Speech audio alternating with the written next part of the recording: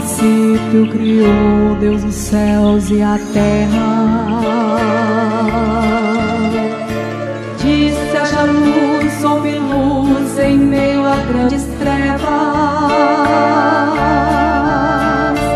Então o dia raiou, dia e noite criou.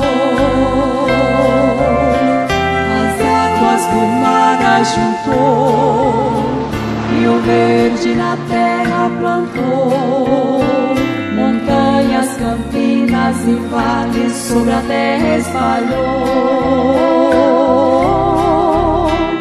Milhares de plantas criou, e nos campos cobertos de cores que anunciam seu esplendor.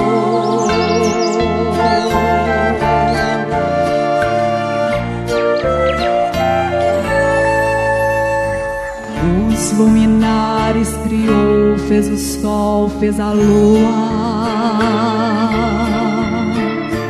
e milhares de estrelas nos céus espalhou.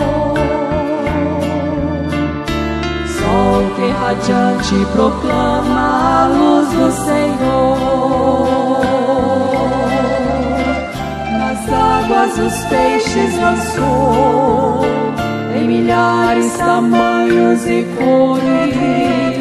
As aves voando nos céus cantam louvor ao Senhor.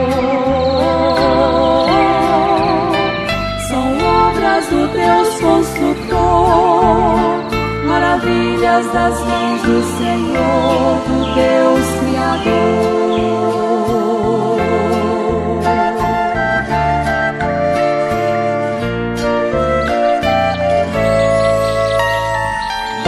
Amassou Deus o homem, formou e o abençoou.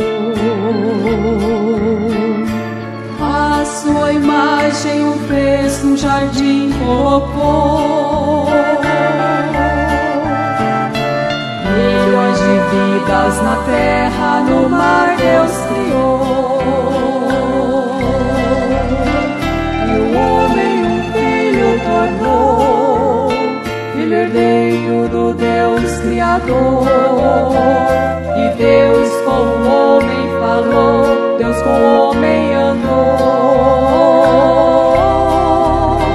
A sua semente gerou, o domínio da terra outorgou, a esse filho Deus confiou.